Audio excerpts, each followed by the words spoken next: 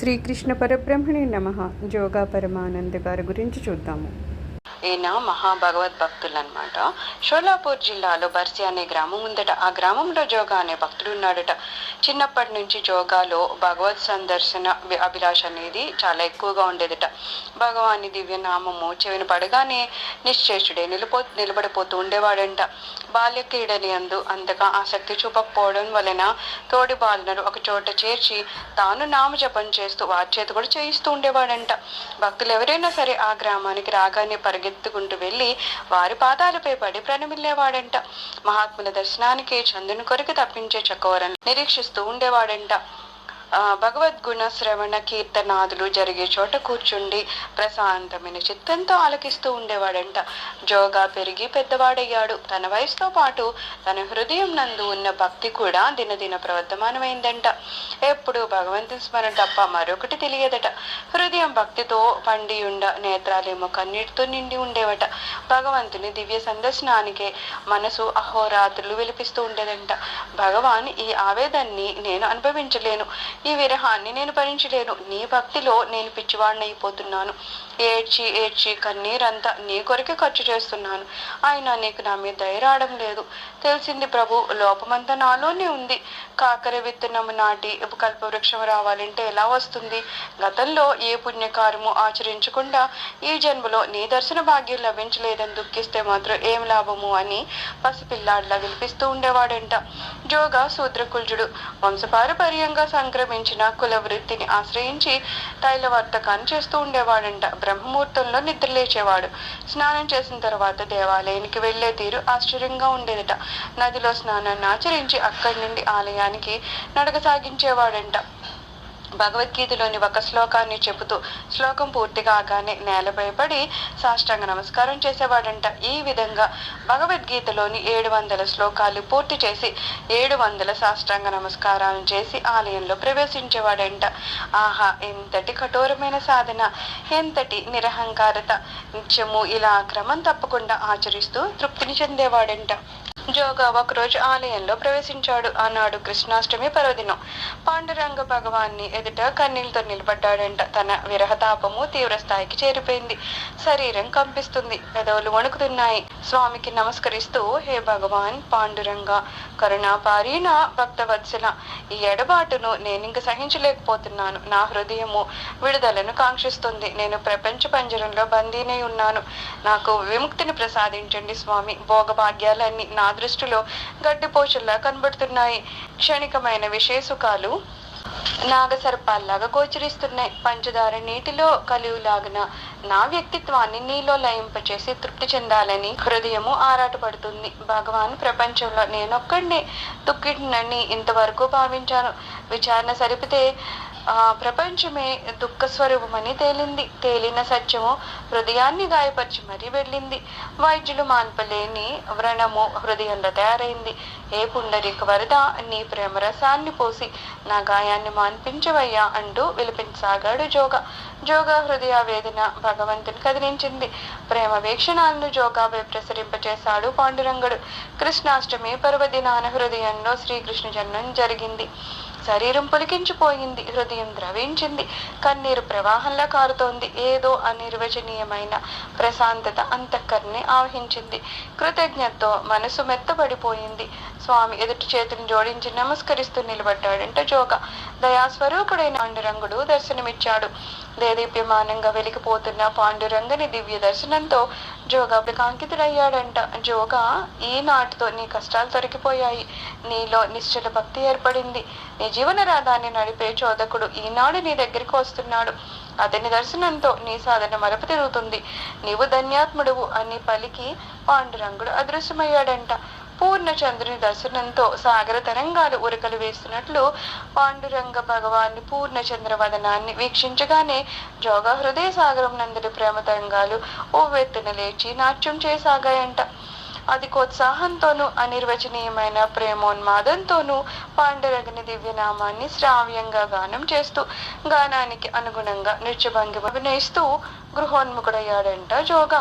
ఉత్తర దేశం నుండి ఒక యతివరేణ్యుడు బర్సి గ్రామానికి వచ్చినట్లు జోగాకు తెలిసింది. జోగా సంతోషానికి అవధిలేవు. పాండురంగుడు తెలియచేసిన తన జీవన రథచోదకుడు ఈ మహాత్ముడేనేమో, తన్ని తరింప చేయడానికి ఏదెంచిన పుణ్యపురుషుడు, సద్గురోత్తముడు ఇతడేనేమో. జోగా మనసు పరవళ్ళు తొక్కసాగిందంట. ఆ మహాత్ముని దర్శనానికై మనసు ఆరాటపడిందట. అక్కడి నుంచి బయలుదేరాడంట జోగా. ఆలయంలో ఉన్న ఆ మహాత్ముని దర్శించడానికని బర్సి గ్రామ ప్రజలంతా వెళ్తున్నారు. జోగా వారిని వెంబడించాడంట. స్వామి బస చేసి ఉన్న పాండురంగ స్వామి దేవాలయం వద్దకు వచ్చారట. ప్రసన్న వదనంతో ఆసీనులయ్యున్న స్వామిని దర్శించారు. అతడే పరమానంద స్వామి, ఉత్తర దేశ ఆశ్రమవాసి. దక్షిణ దేశ యాత్రకై బయలుదేరి మధ్యలో బర్సి నగరానికి వచ్చాడు. ఆ మహాత్ముని దర్శనం జోగాలో అణిగి ఉన్న వైరాగ్య జ్వాలని వెలికి తీసింది. పవిత్రాత్ములైన పరమానంద స్వామిని చూస్తున్న కొలది జోగాల వినూత్నమైన పరిణామం కలుగుతుంది. జగత్తుపై విరక్తి కలుగుతోంది. జగదీశ్వరుడే అనురక్తి కలుగుతోంది. స్వామి ఇంతలో సత్సంగం ప్రారంభించారు.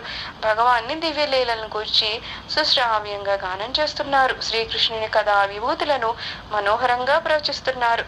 కదంబ వృక్షం క్రింద పద్మాసనస్థుడై మృణీగానం చేస్తూ భక్తులను సమ్మోహింపచేస్తున్న ఆ శ్రీకృష్ణ దేవుని రసమయ స్వరూపాన్ని పరమానంద స్వామి వర్ణిస్తూ ఉంటే జోగా హృదయమే కదంబ వృక్షంగా మారిపోయింది. మురళీనాదాన్ని శ్రవణం చేస్తూ పరవశిస్తున్న అనుభూతి జోగాకు కలిగింది. కంసచానూరాదులను శ్రీకృష్ణుడు వధించే భయానకమైన సంఘటనలు పరమానంద స్వామి తెలియచేస్తుంటే తనలోని కామక్రోధాది కంసచానూరాదులను జగన్నాథుడు రసింపచేస్తున్నట్లు జోగాకు భావస్ఫురణ కలిగింది. పాలు, పెరుగు, వెన్న అమ్మడానికి వచ్చిన గోపిక కృష్ణ ప్రేమ మాధుర్యాన్ని ఆంతర్యంలో అనుభవిస్తూ మైమరిచి పాలు, పెరుగు, వెన్న అనే నామాలకు బదులుగా మాధవ, దామోదర, గోవింద అని పిలిచే దివ్యోన్మాదమైన స్థితిని పరమానందుడు వివరిస్తూ ఉంటే ప్రేమోన్మాద భరితుడైన జోగా తన తైలవర్తకాన్ని త్యజించి నారాయణ నామస్మరణతో బిచ్చమెత్తుకుని జీవించాలనే దృఢ నిశ్చయానికి వచ్చాడు. సత్పురుషుల దర్శన భాగ్యము అలాంటిది, శ్రవణ ప్రభావము అలాంటిది. పరమానందుని దివ్య బోధ ప్రభావంతో జోగా మహాశయుని జీవితము నూతన దృక్పథాన్ని అలవర్చుకుంది. సంకీర్తన సత్సంగం పూర్తయింది. దివ్యనామ సంకీర్తనతో సభ ముగిసింది. అక్కడ గుమిగూడిన భక్తులందరూ వరుసగా వచ్చి పరమానంద స్వామి పవిత్ర పాదాలపై పడి తీర్థ ప్రసాదాలను స్వీకరించి వెళ్తున్నారు. జోగా వెనుక నిలబడి ఈ దివ్య దృశ్యాన్ని కళ్ళారా చూస్తున్నాడు. భక్తులందరూ తీర్థ ప్రసాదాలను స్వీకరించి వెళ్లారు. చివరగా జోగా స్వామి పాదాలపై వాలాడు. తన కన్నీటితో స్వామి పాదాలని అభిషేకించాడు. దుఃఖము కట్టలు తెంచుకొని ఉండగా కథల అసక్తుడై స్తంభించిపోయాడు. జోగా భక్తి పారవశ్యాన్ని పరమానందుడు గ్రహించాడు. జోగాను మెల్లగా తట్టి లేపాడు. తన అమృత దృక్కును జోగా నయనాల్లో ప్రసరింపచేసి చల్లగా చూశాడు. నాయనా జోగా, ఎందుకీ విషాదం అని సూటిగా ప్రశ్నించాడు పరమానందుడు. చేతుల్ని జోడించి పరమానంద స్వామికి నమస్కరిస్తూ, గురుదేవా, నేను వేదాన్ని చదవలేదు, వాదాన్ని నేర్వలేదు, నామమును ఆశ్రయించాను, నాదాల్ని ఆలపించాను, అంతకు మించి నాకే జ్ఞానము లేదు. మిమ్మల్ని సందర్శించగానే మీరే నా గురుదేవులని నా అంతరాత్మ ప్రబోధించింది. నన్ను కరుణించి కాపాడండి, ఉపదేశం ఇచ్చి ఉత్తీర్ణుణ్ణి చేయండి అనే భక్తితో తన మనోభీష్టాన్ని స్వామి ముందు ఉంచాడంటే జోగా. పరమానంద స్వామి దరహాసవదండే, జోగా, నీవు పాండురంగుని దైకపాత్రుడవైన భాగవతోత్తముడివి. నీవు ఈ జన్మలోనే తప్పకుండా ధరించగలవు. సదా నామజపాన్ని కొనసాగించు. సకల ప్రాణుల రూపాల్లో ఉన్నది పాండురంగుడే అని ఎరుక కలిగి ఉండు. ఎవరిని ద్వేషించకు. అందరినీ ప్రేమించడం అలవర్చుకో. భోగశాలగా గోచరించే ఈ ప్రపంచము ఒక రోగ నిలయమనే జ్ఞానాన్ని కలిగి ఉండాలి. ఈ ప్రపంచంలో ఏర్పడే వ్యామోహాలే మనల్ని మృత్యుముఖంలో పడత్రోసే యమపాసాలని గుర్తుంచుకోవాలి. ప్రతిరోజు పుష్పం వెనుక ఒక ముళ్ళు ఉంటుందని మర్చిపోకూడదు. ముళ్ళను అంటకుండా పుష్పాన్ని పట్టుకోవడం నేర్చుకో. అసత్యాన్ని విడిచిపెట్టి సత్యాన్ని ఆశ్రయించు. నీకు అతి ముఖ్యమైన విషయం చెప్తున్నాను, జాగ్రత్తగా విను. ఆ ఆధ్యాత్మిక సాధకుడు కాలకూట విషాన్నైనా లోపల ఉంచుకోవచ్చును, కానీ అహంకారాన్ని మాత్రము లోపల చొరనీయకుండా సదా ప్రయత్నిస్తూ ఉండాలి. ఎవరి హృదయంలో అయితే అహంకార మమకారాదులు తిష్టవేసి ఉంటాయో వారి జన్మ వృధా అన్న సత్యాన్ని సదా మనసులో ఉంచుకొని జీవనయాత్రని సాగించాలి అని ప్రమోదాత్మకమైన సందేశాన్ని అందించారు. జోగా మనస్సులో ఇంతవరకు చోటు చేసుకుని ఉన్న సంశయ పండుటాకులు పరమానంద విజ్ఞాన జుంజు మారుతములకు ఎదురు నిలవలేక రాలిపోయాయి. ఆనాటి నుండి సదా నామస్మరణలోనే కాలం గడుపుతూ పరమానందుని అడుగుజాడల్లో పయనిస్తూ అహంకార మమకారాదులు లేకుండా ప్రశాంత చిత్తంతో జోగా జీవిస్తూ ఉండేవాడు. ఆనాటి నుండి జోగాను సద్గురు నామంతో కలిపి జోగా పరమానందాన్ని పిలిచేవారు. గురుదేవుని దివ్య ప్రబోధము జోగా వీణులలో ప్రతిధ్వనిస్తూనే ఉంది. వర్తకమునందు జోగాకు కుతూహలం నశించింది. వర్తకాన్ని విసర్జించాడు. అక్షయ పాత్రం చేత పట్టుకొని నామస్మరణ చేసుకుంటూ ఊరిలో భిక్షాటన్ని చేసి తన కుటుంబీకులను పోషిస్తూ నిర్విచార చిత్తంతో జీవిస్తూ ఉన్నాడు. ఒకనాటి రాత్రి కుండబోతగా వర్షం కురిసింది. ఉదయము లేచేసరికి గ్రామమంతయు వర్షపు నీటితో నిండి ఎటు చూసినా బురద ఏర్పడి నడవడానికి వీలు లేకుండా ఉంది. జోగా తన దినచర్య ప్రకారం 700 శ్లోకాలను ఉచ్చరిస్తూ 700 సాష్టాంగ నమస్కారాలు చేస్తూ దేవాలయాలకి వెళ్ళవలసి ఉంది. జోగా స్నానాన్ని ఆచరించి యథాప్రకారము గీతా శ్లోకాన్ని చదువుతూ శ్లోకానంతరము ఆ వరద నీటి అందే పడి సాష్టాంగ నమస్కారం చేస్తూ వెళ్తూ ఉన్నాడు. ఆ దృశ్యాన్ని ఒక వ్యాపారి చూశాడు. అతనికి ఈ భక్తుని వింత ప్రవర్తన ఆశ్చర్యాన్ని కలిగించింది. వరద నీరునే భావన కూడా లేకుండా నిరహంకారియే నిరాడంబరంగా భగవంతునికి అడుగడుగున సాష్టాంగ నమస్కారం చేస్తూ నడుస్తున్న జోగా భక్తికి ఆ వ్యాపారస్తుని హృదయం కదిలిపోయింది. వెంటనే వెళ్లి ఒక నూతన పీతాంబరాన్ని కొని తెచ్చాడు. జోగాన్ని సమీపించి నమస్కరించాడు. పీతాంబరాన్ని గ్రహించవలసిందని జోగాను ప్రార్థించాడు. తన్ని ఆశీర్వదించమని ప్రార్థించాడు. జోగా ఆ వ్యాపారస్తుని వైపు తదేకంగా దృష్టి సారించాడు. నాకు పీతాంబరాలపై మోజు లేదు. నా మనస్సంతా వీటిలోని పవిత్ర నామమునందే లగ్నమై ఉంది. భగవాన్ని నామస్మరణ చేస్తూ భిక్షాటన చేసుకుని జీవించే నాలాంటి వారికి ఈ పీతాంబరాల అవసరం ఏముంటుంది? దయచేసి తీసుకుని వెళ్ళవలసిందని జోగా వ్యాపారస్తునికి తెలియజేశాడు. జోగా ఎంత వద్దని వారిస్తున్నను వినకుండా పీతాంబరాన్ని జోగా హస్తంలో ఉంచి, ఇది కూడా పాండురంగని సంకల్పం అని భావించి మీరు ధరించండి. మీరు కాదంటే నా మనస్సును గాయపరిచిన వారు అవుతారని పలికి వ్యాపారి వెళ్ళిపోయాడు. మర్నాడు ఉదయాన్నే యథాప్రకారము స్నానాన్ని ఆచరించి వ్యాపారస్తుడు ఇచ్చిన నూతన పీతాంబరాన్ని ధరించి దేవాలయానికి బయలుదేరతాడు. జోగా సాష్టాంగ నమస్కారం చేస్తున్నప్పుడు పీతాంబరము మలినమవుతుందనే భావన కలుగుతుంది. పీతాంబరాన్ని నడుముకు బిగించి మట్టి కాకుండా ఉండడానికని సాష్టాంగ నమస్కారానికి బదులు మోకాళ్ళపై కూర్చుని నమస్కరిస్తూ కొంత దూరం ప్రయాణం చేశాడు. అది చాలా కష్టతరంగా కనిపించింది. సాష్టాంగ నమస్కారం చేస్తే పీతాంబరము మట్టి పాలవుతుందని భయం ఆవరించింది. ఇక చేయగలిగింది లేక మిగతా సగదూరం కూడా నిలబడి నమస్కరించుకుంటూ భగవద్ దర్శనార్థము ఆలయానికి వెళ్ళాడు. ఆలయంలో స్వామిని దర్శించాడు. కీర్తన పాడాడు. కానీ స్వామి ముఖార విందం చిన్నబోయింది. మునుపట్లాగా దరహాసవదనంతో స్వామి దర్శనాన్ని లేదు. జోగా మనసులో కలవరం ప్రారంభమైంది. కారణం అన్వేషించడానికి బుద్ధి ప్రయత్నించింది. స్వామి తనపై కినుక వహించడానికి కారణము ఊహించడానికి ఎక్కువ కాలం పట్టలేదు. నిత్యము 700 సాష్టాంగ నమస్కారాలు చేసి ఆలయానికి అరుదించే జోగా ఈనాడు అలా చేయలేకపోవడానికి కారణం ఏంటి? నూతన పీతాంబరాన్ని ధరించడమే. వస్త్రంపై ఉన్న అభిమానమే సాధనను వక్రింపచేసింది. ఇక దేహాభిమానాన్ని జయించడం ఎలాగా? జోగా మనసులో సంకల్పాలు సుడులు తిరుగుతూ ఉన్నాయి. తను చేసిన తప్పిదం ఏమిటో తెలిసి వచ్చింది. స్వయం ప్రాయశ్చిత్తమే దానికి తరుణోపాయమని గ్రహించాడు. ఒక రైతు 2 ఎద్దులను కావిడి గట్టి వాటిని నడిపించుకుంటూ పొలానికి పోతున్నాడు. అది చూడగానే జోగా మనసులో మెరుపులా ఒక ఆలోచన తట్టింది.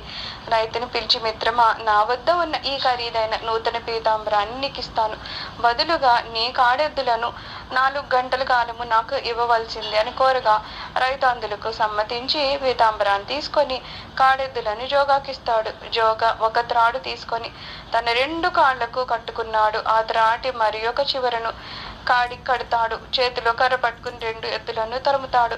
ఆ 2 ఎద్దులు దౌడు తీస్తాయి. భయకంపితులైన ఆ వృషభాలు ఆగకుండా వేగంగా జోగాన్ని ఈడ్చుకుంటూ పరిగెత్తుతున్నాయి. ముళ్ళలో పయనించాయి, రాళ్లలో పెరిగెత్తాయి, గుట్టలపై ప్రయాణం చేశాయి.